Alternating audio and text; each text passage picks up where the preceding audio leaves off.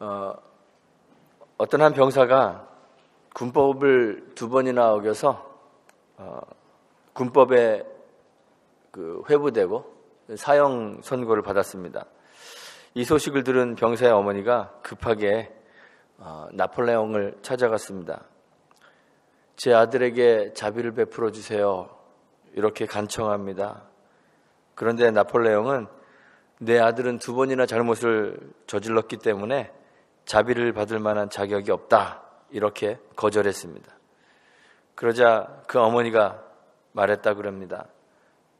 제 아들이 자비를 받을 만한 자격이 있어서 자비를 베푸신다면 그것은 자비가 아닐 것입니다. 자비란 용서받을 자격이 없음에도 불구하고 자비를 베푸는 것을 의미합니다.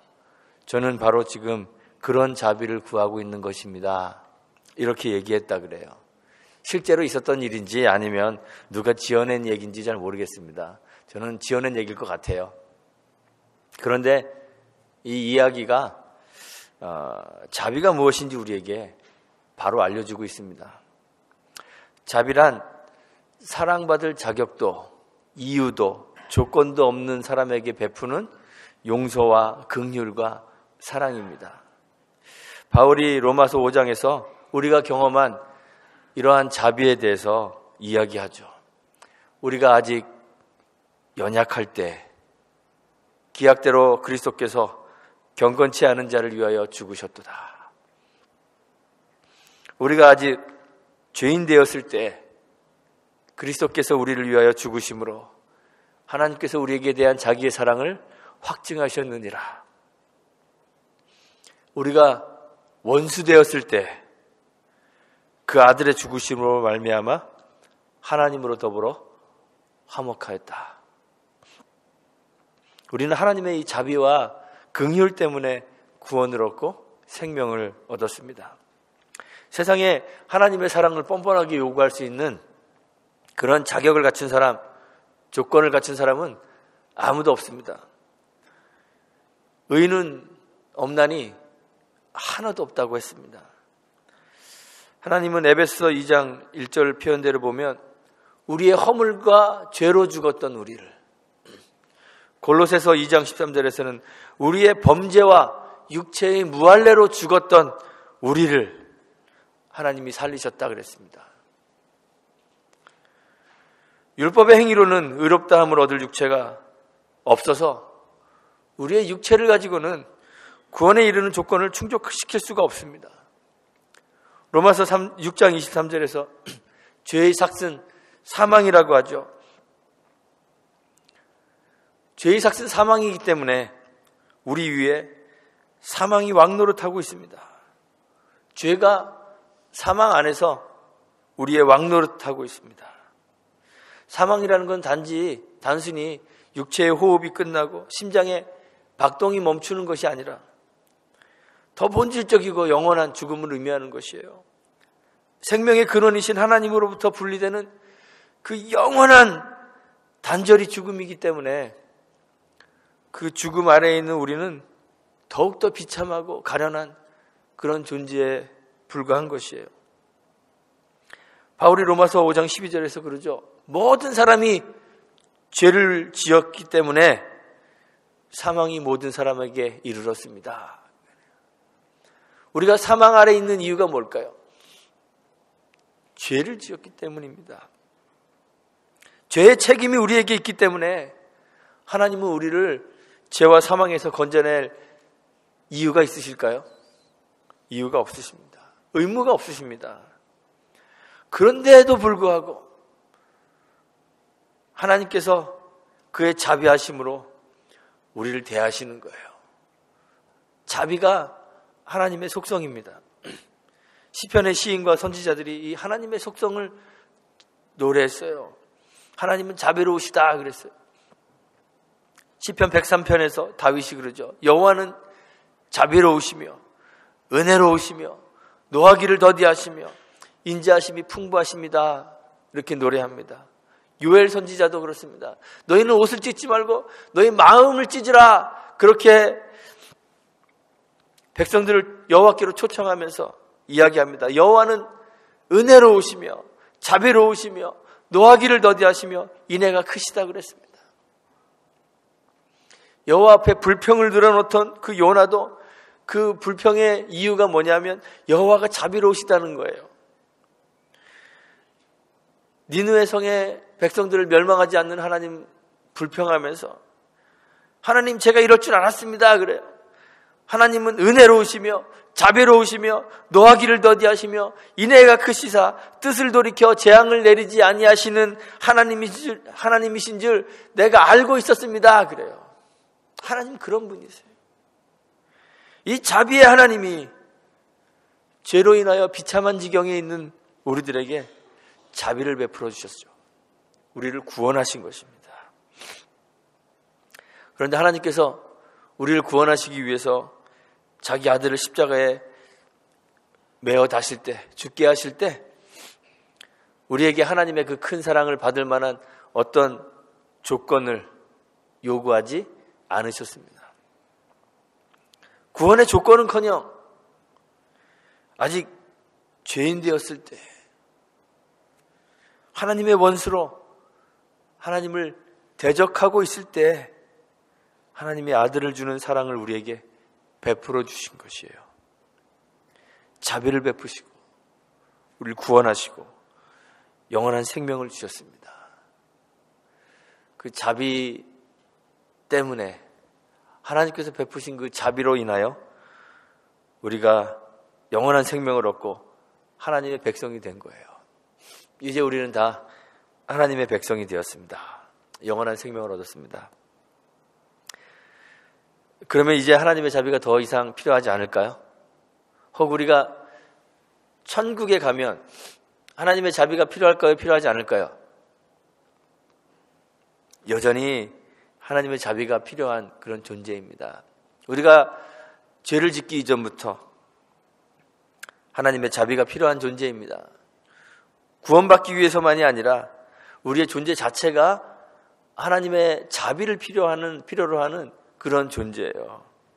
하나님의 자비 때문에 그 자비에 의해서 우리가 존재하고 있는 거예요.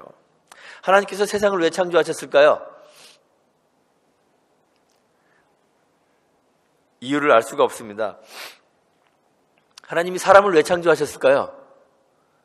이유를 알 수가 없습니다. 우리는 그 이유를 알 수 없습니다. 아무리 생각하고 연구해 보아도 이성으로 생각하여 납득할 만한 그런 이유를 찾을 수가 없습니다. 하나님은 완전한 분이십니다. 하나님은 절대적인 존재이십니다. 이 말이 뜻하는 게 뭐냐면 하나님은 의존적이지 않다는 거예요. 하나님이 존재하시기 위해 다른 어떠한 것도 필요로 하지 않는다는 그런 말입니다. 우리 사람들을 한번 생각해 보겠습니다. 우리 사람들은 의존적인 존재예요. 사람들은 존재하기 위해서 많은 다른 존재하는 것들을 필요로 합니다. 시간과 공간이 있어야 됩니다. 그렇죠? 시간과 공간이 없으면 우리는 존재할 수가 없어요. 호흡하기 위해서 공기도 있어야 합니다. 또 마실 물도 있어야 합니다. 먹을 양식도 있어야 합니다. 또 여기 계신 분들 중에 부모 없이 세상에 존재하게 되신 분들은 아무도 없어요. 그래서 부모가 있어야 존재할 수 있습니다. 함께 살아가는 사회와 삶의 환경들이 다 필요합니다. 사람들은 이런 자신 외에 다른 것들을 의존하지 않고서는 존재할 수가 없습니다. 그런데 하나님은 절대적인 존재이십니다. 하나님은 아무 것에도 의존하지 않은 채 존재하십니다. 반대로 모든 존재하는 다른 것들이 하나님을 의존하여 존재하는 것이에요. 하나님은 존재하시기 위해서 하나님 자신 외에 그 어떤 것도 필요로 하지 않으시기 때문에, 그래서 하나님은 당신 외에 어떤 다른 것도 창조하실 필연적 이유가 있을까요? 없을까요? 없으십니다. 아무것도 창조할 필요가 없으십니다. 우리가 그러죠. 하나님이 우리와 교제하시기 위해 우리를 창조하셨다. 하나님과 교제하는 것은 창조된 피조물인 우리의 존재 이유와 목적이지, 하나님이 창조하신 그런 하나님 창조의 필연적 이유는 아닙니다. 하나님이 교제하시기 위해서 우리를 필요로 하실까요? 하나님도 심심하실까요? 혼자 계시면 심심하실까요? 결코 그렇지 않습니다. 하나님은 삼위일체로 존재하십니다. 하나님은 본질에서 한 분이시지만 그 인격에서 세 분으로 존재하십니다. 각각의 위격인 성부 하나님, 성자 하나님, 성령 하나님은 각각 완전하신 하나님이십니다. 이 완전하신 세 분 하나님이 하나의 본질로 완전한 한 분으로 존재하시는 것이 삼위일체입니다. 이것이 신비이라 설명을 다 할 수가 없는 것이죠. 이 삼위일체 안에 완전한 사랑과 완전한 교제가 있습니다. 그래서 하나님은 교제를 위해서 사람이나 그 어떤 것도 필요로 하지 않으시는 분이에요. 사실 우리의 존재 자체가 하나님에게는 사족과 같은 그러한 것입니다. 하나님의 완전성을 훼손합니다. 우리가 살아 존재하고 있다는 것 자체가 하나님에게는 플러스가 아니라 마이너스입니다. 하나님에게는 사실 플러스 마이너스 이런 게 있을 수가 없는 분이에요. 그분이 완전하신 분이기 때문에. 사족이라는 거 아시죠? 그 초나라에서 어떤 사람이 제사를 마친 후에 하인들에게 술을 이제 좀 나눠줬다 그럽니다. 하인들은 평소에 술을 잘 마시지 못하니까 어쩌다가 술을 이제 마시게 되니까 다들 서로 많이 마시고 싶어서 막 안달을 부렸다 그럽니다. 그러자 한 사람이 술이 좀 부족하니까 우리 내기를 해서 이긴 사람이 이 술을 다 마시기로 하자, 그렇게 제안을 했습니다. 내기가 뭐냐면 뱀을 빨리 그리는 사람이 이걸 다 마시자 그랬습니다. 그런데 한 하인이 뱀을 싹 빨리 그렸습니다. 다른 하인들 보니까 아직도 머리를 그리고 있고 뭐 그래요. 그래서 심심해서 거기다가 다리를 이렇게 그려 넣었습니다. 그리고 다른 사람들이 다 마친 다음에 내가 제일 빨리 그렸으니까 이 술은 내 거야 그러면서 마시려고 하자 바로 그 다음에 끝마친 다른 하인이 당신이 그린 뱀에는 다리가 있는데 다리 있는 것이 어떻게 뱀이라 부를 수 있는가 하면서 그 술을 먹었다 그래요. 그래서 쓸데없는 일, 군더더기 같은 행동을 사족이다, 이렇게 뱀의 발이다 이렇게 부르는 거죠.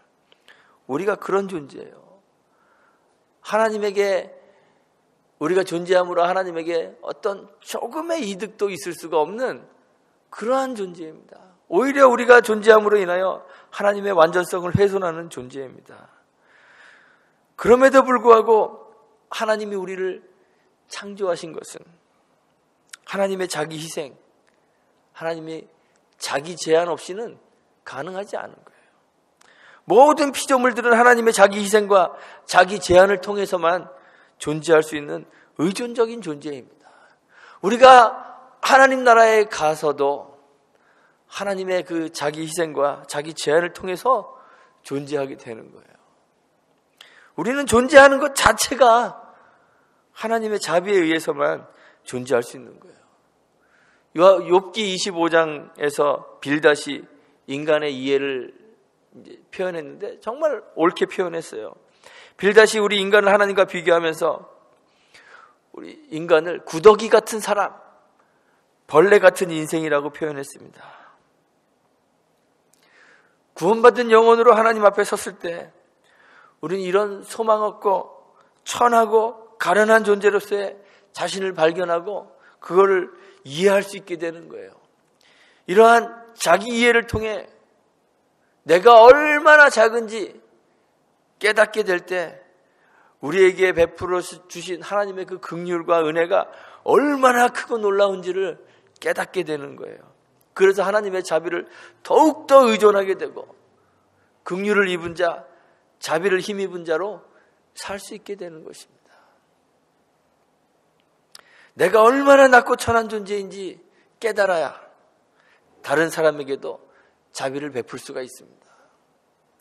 주님이 그러시죠. 내가 사랑해야 할 이웃이 누구입니까? 이렇게 묻는 율법사에게 오늘 우리가 읽은 성경 강도 만난 자의 그 이웃이 되어주셨던 주었던 사마리아인의 비유를 주님이 말씀해 주셨습니다.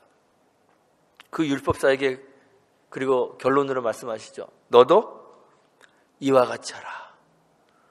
이와 같이 자비를 베풀라. 주님이 말씀하셨습니다. 사마리아인보다 먼저 강도 만난 사람을 발견한 사람들이 있습니다. 제사장과 레위인이 그 길을 먼저 지나갔습니다. 그들이 강도 만난 사람에게 자비를 베풀지 않고 그냥 지나쳐야 할 이유가 있었습니다. 정당한 이유들이 있었습니다. 그들은 그 일을 하기에 너무 거룩한 사람들이었던 거예요. 스스로도 거룩한 사람들이었고 그들이 맡고 있는 그 직무도 거룩한 일이었습니다. 이스라엘 백성들 가운데서 하나님에 의해서 선택되고 구별되어진 그런 사람들입니다. 거룩한 하나님 전에서 거룩한 제사를 담당하는 사람들이었습니다. 하나님의 전에 있는 거룩한 기물들을 만지고 관리해야 하는 거룩한 직임을 맡고 있는 거룩한 사람들이었습니다. 그래서 죽었을지도 모르는 또는 곧 죽게 될지도 모르는 시체와 같은 거반 죽게 된 사람을 만져서 자기를 더럽히는 것이 옳지 않다고 그렇게 생각했을 수도 있습니다. 맞습니다. 그런데 사마리아 사람은 그렇지 않았습니다. 이 사람은 거룩함과는 거리가 먼 사람입니다. 존귀한 직책을 맡은 존귀한 사람이 아닙니다. 오히려 유대인들로부터 이방인들과 혼합된 정결하지 못한 사람이라고 더러운 취급을 당했습니다.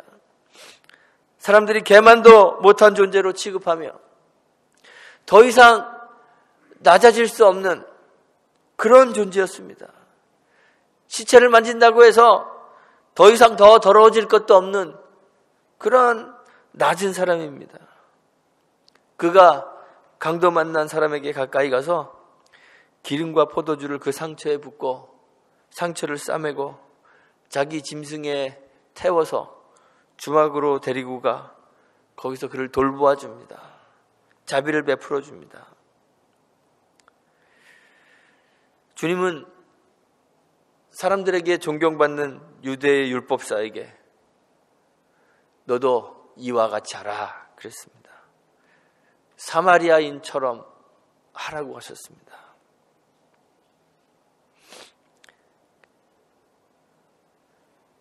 단순하게 사람들에게 친절을 베풀라는 이야기가 아닙니다. 겸비한 자가 되라는 이야기입니다. 자기를 낮추지 않고서는 자비를 베풀 수가 없습니다. 주님의 제자들에게 주님이 겸비함을 보여주셨습니다. 식사하시던 자리에서 일어나서 허리에 수건을 두르시고 대야에 물을 떠와서는 제자들의 발을 씻기셨습니다.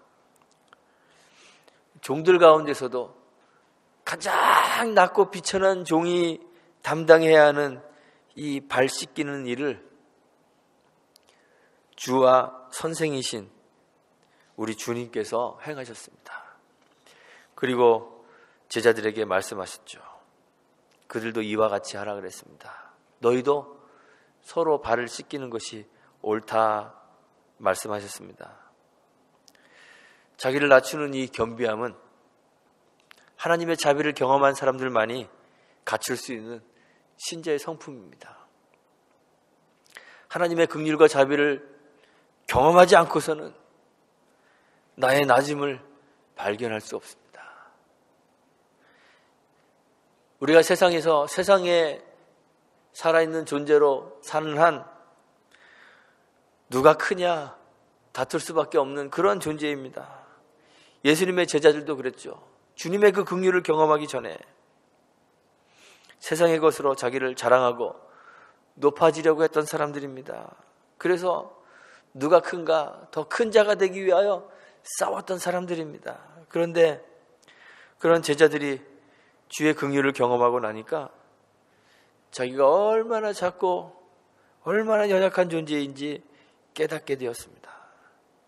그래서 그리스도와 그의 복음을 값진 보배로 인정하고 자기 자신은 하찮은 질그릇에 비유하게 되죠. 바울이 고린도후서 4장 7절에서 그럽니다. 나는 이 보배를 질그릇 안에 가졌습니다. 능력의 힘이 큰 것은 하나님에게 있는 것이지 우리에게 있는 것은 아닙니다. 이렇게 고백했습니다. 긍휼과 자비를 경험하고 자기를 낮추게 되고 고린도전서 9장 19절에서 나는 스스로 모든 사람에게 종이 되었습니다. 이렇게 고백했습니다. 그리고 모두에게 자비를 베푸는 삶을 살게 되죠. 종이 되었기 때문에 세상의 기준으로 볼 때는 사랑을 베풀어줘야 할 아무런 이유도 없고 조건도 없는 그런 사람들에게라도 스스로 모든 사람의 종이 되었기 때문에 그들을 자비와 긍휼로 섬기는 그런 성령의 열매를 맺게 되는 것입니다. 자비를 영어로 kindness라고 번역해놨더라고요. NIV도 그렇고 킹제임스 버전도 kindness라고 되어 있더라고요. 자비의 열매를 맺는 것은 그냥 다른 사람들에게 친절을 베푸는 것만이 아닙니다. 먼저 하나님의 긍휼과 자비를 경험하는 것입니다. 우리는 죄인이고 하나님을 대적하는 원수임에도 불구하고 우리를 위하여 아들을 주시고 십자가에서 죽으신 그 그리스도의 은혜와 하나님의 사랑을 깊이 경험하는 데서 자비가 시작되는 것입니다. 우리가 이 하나님의 은혜와 그 자비를 경험할 수 있게 되기를 간절히 소망합니다. 자기를 제한하셔서 우리를 창조하시고 십자가의 죽음으로 우리에게 긍휼을 베푸시고 자비로 새 생명을 주셔서 우리를 새 사람으로 재창조하신 그 하나님의 자비의 깊이를 깊이 깨달을 수 있게 되기를 바랍니다. 그리고 우리가 존재하는 것도 하나님의 자비 때문이고 우리가 누리고 사는 것도 하나님의 자비 때문이다. 사실을 깨달아서 겸비해졌으면 좋겠습니다. 낮아지기를 소망합니다. 우리의 자기 비하의 신분은 절대적인 것입니다. 사람들이 그렇게 생각하죠. 하나님께는 기꺼이 종이 될 수 있다고 생각하지만 다른 사람들에게는 상전이 되고 싶어하는 게 우리들의 마음입니다. 그런데 우리가 이웃을 사랑하지 않으면 하나님에 대한 사랑을 증명할 수 없듯이 우리가 우리의 이웃에게 종이 되지 않으면 하나님께도 종이 될 수가 없는 것입니다. 이 비하의 신분은 절대적인 것입니다. 모든 사람에게 종이 되기를 자처하는 저와 여러분들이 되시기를 간절히 소망합니다. 더 이상 낮아질 수 없는 존재였던 사마리아인처럼 우리도 우리 자신을 낮추고 모두에게 종이 되어 섬기고 자비를 베푸는, 그래서 성령의 열매를, 자비의 그 성령의 열매를 풍성히 맺는 저와 여러분들이 되시기를 주님의 이름으로 축원하고 부탁드리겠습니다. 함께 기도합니다.